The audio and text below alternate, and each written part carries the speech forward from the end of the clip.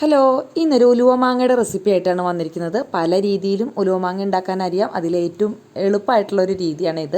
ചതുര കഷ്ണങ്ങളായിട്ട് അരിഞ്ഞ് നല്ലോണം ഉപ്പ്, പൊടിയുപ്പല്ല ശരിക്കും കല്ലുപ്പാണ് ഇടേണ്ടത്. എന്നിട്ട് ഒരു ദിവസം ഒന്ന് വെയിലത്ത് വെച്ച് വാട്ടിയെടുക്കുക കേട്ടോ.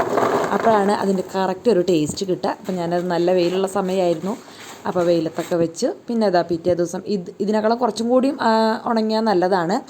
പിന്നെ ഞാൻ ഉലുവ 100 മുളക് പൊടി എടുക്കുമ്പോൾ 50 ഉലുവാപ്പൊടി എടുക്കണം എന്നാണ് പറയുക.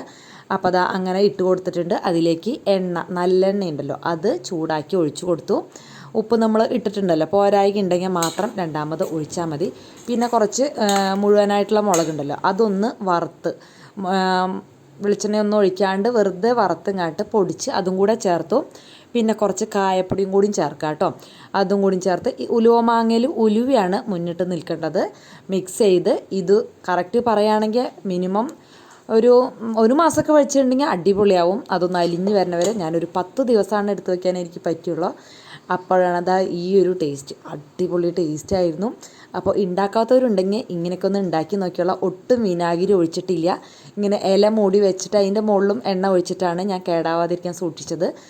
അപ്പോൾ ഇങ്ങനെ സൂക്ഷിച്ചിട്ടുണ്ടെങ്കിൽ നമുക്ക് വിനാഗിരി ഒന്നും ഒഴിക്കേണ്ട ആവശ്യമില്ല. വിനാഗിരിയുടെ ടേസ്റ്റ് എനിക്ക് അച്ചാറിൽ അത്ര വലിയ ഇഷ്ടമില്ലാത്തതുകൊണ്ട് വാങ്ങിക്കുന്ന അച്ചാറും വലിയ ഇഷ്ടമൊന്നുമില്ല കേട്ടോ. എനിക്ക് വീട്ടിൽ നമ്മൾ ഉണ്ടാക്കുന്ന അച്ചാറാണ് ഇഷ്ടം. അപ്പോൾ ഇങ്ങനത്തെ അച്ചാറൊക്കെ ഒന്ന് ഉണ്ടാക്കി നോക്കിയോളൂ കൂട്ടുകാർ. അപ്പോൾ ഓക്കെ, ബൈ.